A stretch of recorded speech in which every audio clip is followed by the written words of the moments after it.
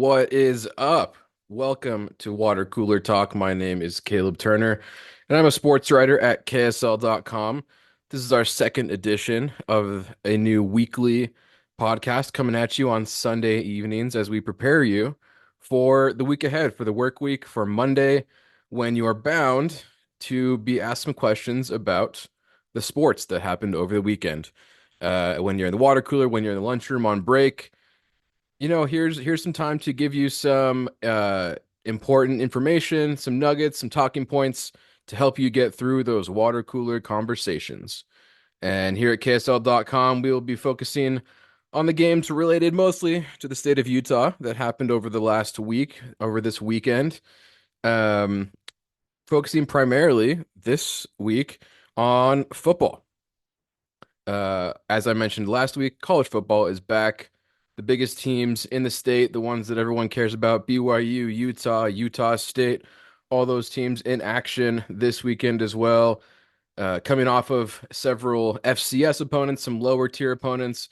Now this week they got into some FBS, full on, more equal opponents. BYU traveled down to Texas to Dallas to take on Southern Methodist SMU in what became something of a defensive matchup there on Friday night. Ended up being an 18-15 win for BYU. Very defensive.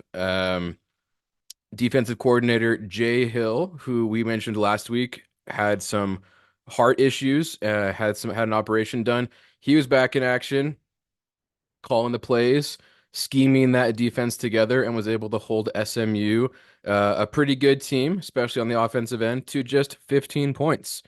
Um, Drawing up some creative plays. For more on that, make sure you check out Sean Walker's recent recaps and breakdowns of what happened there in Texas over the weekend. He has some great stuff on that defensive side and how they were able to stop that SMU defense. But nonetheless, BYU gets the win. Then yesterday on Saturday, Utah in action back here in Salt Lake City, welcoming the Baylor Bears. This was not an official Big 12 matchup. However, both these teams now members of the Big 12 Conference, playing at Rice Eccles Stadium here in Salt Lake City. Utah was favored in this game, and they looked great from the start. Very impressive first half on offense. Cam Rising, the quarterback, looking good. He unfortunately went out with an injury, was ran out of bounds, ran into a cooler on the sideline, and had got a hand injury. So he exited the game late in the first half. Isaac Wilson comes in as the backup. And it was great timing with Josh Furlong's most recent piece about Isaac Wilson on our website on KSL.com. Make sure you check that out. An in-depth on the youngest Wilson child, the youngest Wilson brother, now backup and forced into first string quarterback there in Cam Rising's absence against Baylor. Utah is able to hang on for that win, 23-12 over the Bears, despite that exit of Cam Rising. Coach Kyle Whittingham was asked about Rising after the game and said, hopefully it wasn't as serious as it maybe looked. It's possible they could get him back next week, but he just wasn't sure. They'll have to look at it some more in the week to come. Utah State was on the road. They went to Los Angeles and played USC.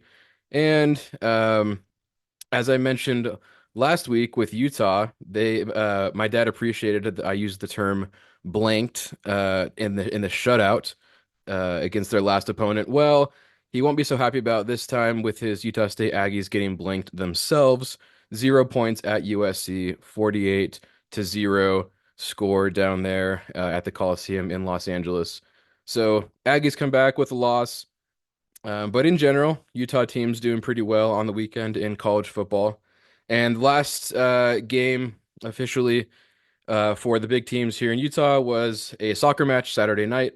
The Utah Royals on the road in Kansas City, playing against a top three team, the Kansas City Current. Patrick Mahomes was in the house to watch the team that he is part owner of. And unfortunately, the Royals came up short, 1-0 against the Current. Kind of opposite ends of the standings there. Utah Royals second to last in NWSL, and the Current up there in the top three. So somewhat to be expected, but they were able to hold them to no goals in the first half. Uh, Kansas City ended up getting their first and only goal just a couple minutes into the second half. But nonetheless, Royals happy to kind of get out of there with a decent result, even if it wasn't a win, but still looking like they're improving over play earlier in the year and hoping that they can get a win. As we look ahead to next week, they'll be welcoming the San Diego Wave to Sandy. They're at America First Field. Um, the Wave currently just one spot above the Royals. They're kind of towards the bottom of the standings. Standings very tight there at the bottom of the NWSL. So, which means the Royals, with some wins, have some room to quickly move up the standings. They would have to get into the eighth spot to get into the playoffs, and they're still several spots short of that. However, game by game, they've still got several weeks to go. And if they're able to get some points against the team right above them, that goes a long way. Um, the Wave, formerly featuring U.S. women's national team star Alex Morgan, but she played her last game of her professional career Sunday night for the San Diego Wave. She announced earlier this week that she is retiring from professional soccer. The 35-year-old had a long and storied career, both with the national team and several professional teams, was a great player and influencer and able to advance the women's game in many ways and was an icon for that women's national team that was able to win several World Cups and some gold medals as well. So that's what's coming up next for the Royals. Also, next week, as we look ahead to more football on the college football slate, BYU staying out on the road. They head to Laramie, Wyoming, where they'll take on the Cowboys, reigniting an old rivalry back with that Rocky Mountain West matchup. Should be interesting as the Cougars look to get another win after an impressive one down there in Texas. And then our other matchup is actually first meeting of two in-state FBS schools. We've got Utah versus Utah State. The Utes get to head on the road up to Logan, playing there at Maverick Stadium, and we'll see what happens if Cam Rising is available, if it's Isaac Wilson back under center. But nonetheless, an exciting in-state matchup to see if the Aggies can get some points on the board this time. They weren't able to do it against one former Pac-12 opponent in USC. Maybe they can do it against another one, although the Utah defense does look quite good, being able to hold Baylor to 12 points this past weekend. So we'll see how that goes up in Logan. We'll keep you guys updated on that as that comes ahead next week. We'll be back here next Sunday to recap those games. But before that, wanted to just kind of have a little more fun where as we develop this podcast, looking for different ways to kind of expand and give you guys some relevant and fun information. I'm also going to be looking for feedback from listeners as well. So I'll be mentioning that later in the podcast. But to start out with, there's a segment that I'd like to do every week, and that is the winners and losers of the weekend. So, to start out with our winners of the weekend, start on a positive note, football fans in general. This was the first weekend of the NFL was back in action. Started with a Thursday game, then a Friday game down in Sao Paulo, Brazil, and then a full slate of games here on Sunday, which just ended a matter of minutes ago with an overtime game between the Rams and the Lions in Detroit. So, between college football and the NFL, football fans are feasting right now. They've got plenty to look at, plenty to watch, and plenty of fun football to consume. As a part of that fun football action, something that I myself and one of my former podcast co-hosts, Jackson Payne, were always big fans of, are punters. You see the shirts. Punters are people too. You've got fun guys like Pat McAfee out there, kind of raising the banner for punters and their importance within the game. Certainly a very fun, unique position in the sport of football. And this weekend, we got to see two really fun punting performances, both relevant to the state of Utah. First one was the Baylor punter. He had punts of 76 and 79 yards against the Utes yesterday, helping them to kind of keep that narrow deficit and to keep the Utes from possibly opening up that game even more than they already had. And then just today in NFL play, Ryan Rico, former BYU punter, he dropped an 80-yarder, 80-yard punt. His first game as a professional. He's punting for the Cincinnati Bengals, and it was a franchise record in his first game for Cincinnati. Longest punt in Cincinnati history for the Bengals, and he got it. Former BYU guy, go Cougs. So that's always fun to get those big field flippers, big legs, those guys that are just able to make that craft special and kind of just hone in on that special ability to put the ball right where you want it, right? Not in the typical way of a quarterback, but with your feet. So shout out punters, both the Bears punter and the Bengals punter. A lot of fun there. Moving on to our losers of the weekend. Hate to do this. Hopefully, it's not like this every week. I don't want to just make it a thing about injuries. Who got injured, they're the losers. However, this week, obviously, with Utah fans, the Cam Rising injury, not ideal. Based on, I was not at the game, but based on what I was hearing from social media and on the broadcast, it sounded like the air was just kind of sucked out of the arena.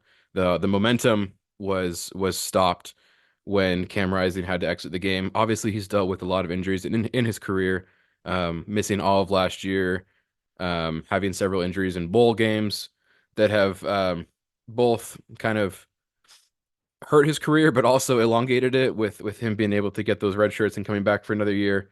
Um, but just the uncertainty, right? The having to deal with, oh, not again, and even just in their second game of the season, first FBS opponent in front of the home fans, Cam Rising going having to go to the locker room, not coming back into the game with an injury. You just hate to see it, and so I think in general, a little bit down on that for both him having to go through that again, and then for fans as well, the uncertainty after what was a very up and down, and I'm sure somewhat frustrating and painful season for Utah fans last year. And then secondly, our other loser of this week is going to be Puka Nacua fantasy owners. And hopefully I didn't curse him with this because I know I mentioned Puka last week as kind of the standout fantasy guy from last year and very popular pick among drafts this year in tonight's overtime game that I mentioned between the Rams and the Lions. Puka Nacua exited in the first half with a knee injury, which you hate to see. No word yet on the severity of it or what exactly happened, but he was not able to come back in the game. Instead, Cooper Kupp kind of returning to his 2021 form when he led the NFL in yards and touchdowns. He took over and had a career high 14 catches, which is, basically what Puka did in Cooper Kupp's absence last year was just get his insane number of targets and catches. So he was missing.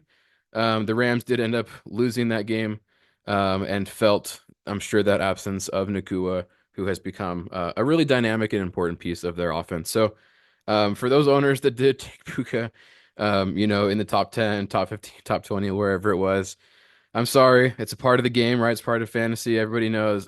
One of these guys that I pick a little high, I know one's gonna end up injured, and it's gonna ruin, if not my whole season, at least my week. So hopefully your weekend wasn't ruined. And maybe I should reverse these next week to do winners after to end on a high note. But that is the most recent news that we've gone through. NFL back, very, very fun game tonight. Um, Football's back. We're fully kind of heading into that fall season. The leaves haven't started to change here yet. It's not getting cold. It was 90 degrees again today, but we're getting close, and we'll get into that football weather. High school football, once again, doing great. Make sure you check out our KSL.com top 20 plus one, the rankings that will come out tomorrow to see who's doing well in high school football as well. Lastly, I did want to bring up something that I mentioned about wanting to hear you guys' feedback. We have started an email that you guys can message us at. That is kslwatercoolertalk@gmail.com. Send in questions, comments. You could even send in a short, audio snippet if you want, and I'll play it on the podcast of a hot take that you might have, or a question or a story that you want to tell about, your experience at one of these games that we talk about. Anything that we can kind of get some more fan experiences, get some more kind of input and engagement to make this relevant to those who want to listen to it, that are curious about sports, that have questions, and that want to just be better informed about sports, so that they can, once again, like I mentioned, talk about them intelligently with coworkers, friends, and family, whoever it might be. We will be adding new elements to this podcast, hopefully in future weeks as we develop it more. I would love to have your feedback of things that you would like to hear. Um, and yeah, make sure you send in any questions or thoughts that you might have to that email. Once again, kslwatercoolertalk@gmail.com. That is all I have for you this week on Water Cooler Talk. Once again, my name is Caleb Turner, sports writer at KSL.com, bringing you all the latest on sports and happenings around the state of Utah and beyond. Make sure you guys subscribe to this podcast feed, follow us on social media, KSL.com sports, and we will catch you next time.